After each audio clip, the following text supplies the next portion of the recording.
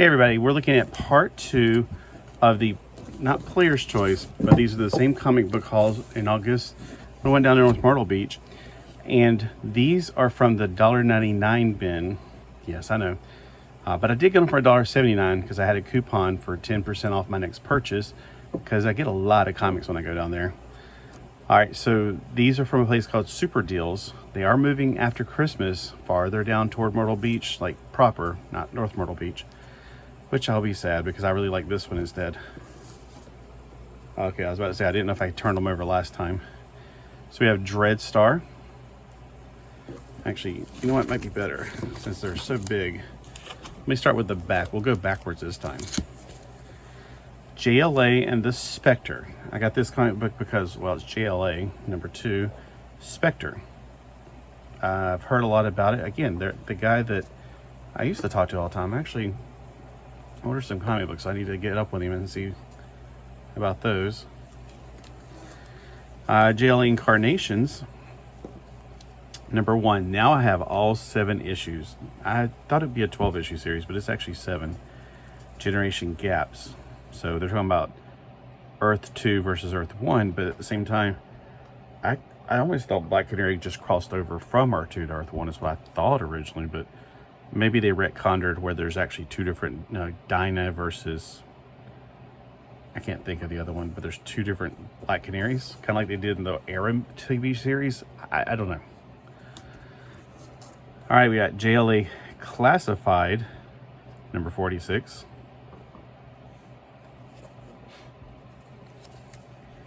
JLA Classified, number 39. I'm not reading the JLA Classified, so is it a spin-off? Was it running parallel? Is it kind of like G.I. Joe Classified, where they were like one-issue stories? Because it seems like they are arcs in here. Like, we got several issues that like they belong together for the Martian Manhunter thing. This one's got Kid Amazo. Wasn't Kid Amazo in the Super Sons, one of those Super Sons series? And we got JLA Classified, where it looks like all of our heroes are in jail. Not sure why she's not wearing orange, but yeah. All right, now here is, I've already put them back to back because some of these don't come in the comic book covers. So whenever I'm putting them onto my CLZ app and then on my computer, I usually put a little bit more emphasis in trying to get them back into bags. So we got JLA Classified, number 20. And this cover is amazing, number 19.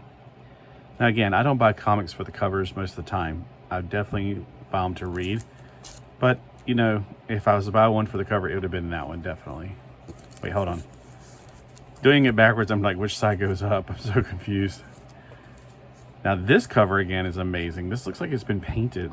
But, let's see, who is the artist? Because they usually put it somewhere.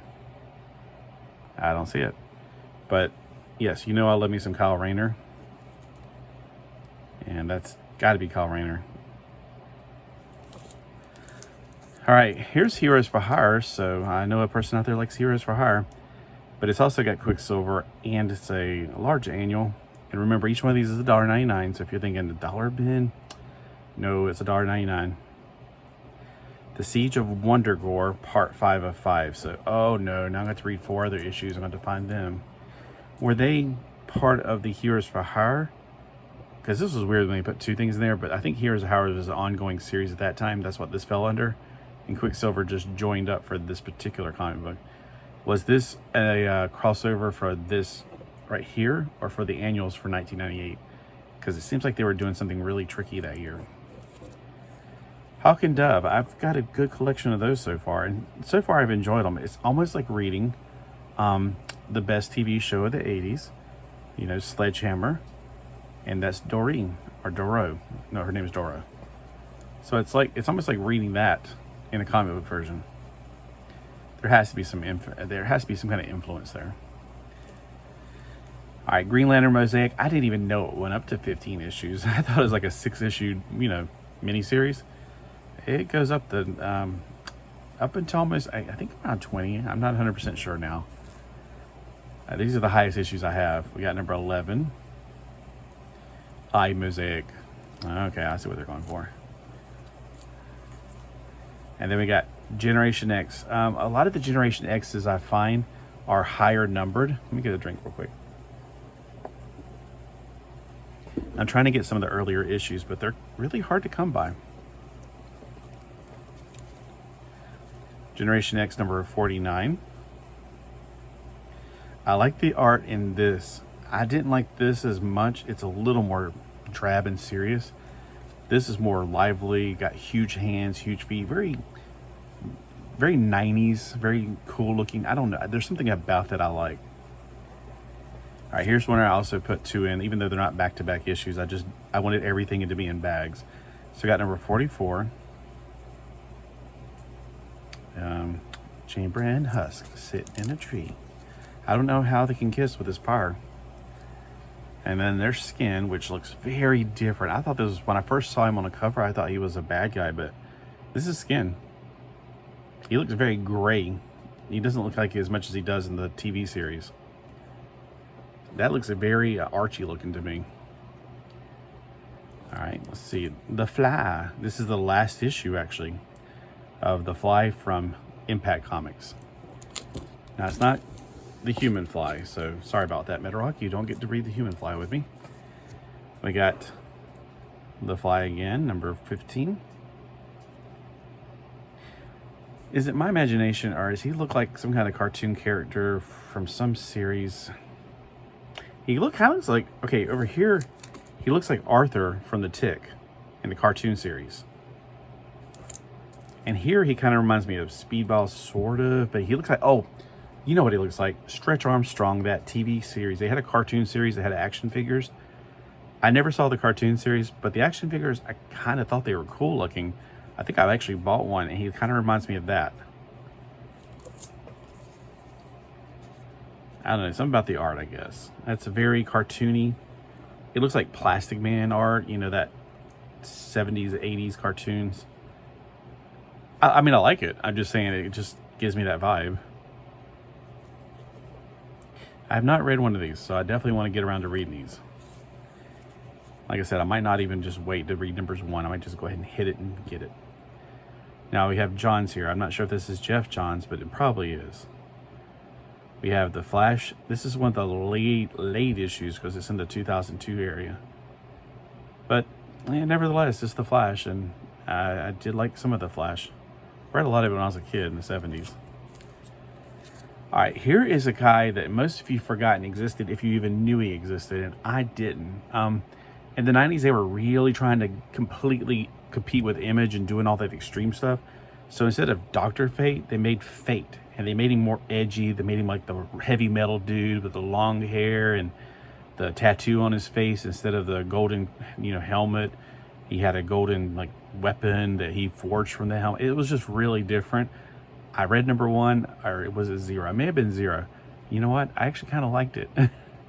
I know that's a blasphemy, but yeah, it was really good. I'm not blasphemy toward Jesus. I'm talking about blasphemy toward, Dr. Fate and everything about this. And he also got, this is the gold from the helmet of Abu, kind of fused with him, and it was very different.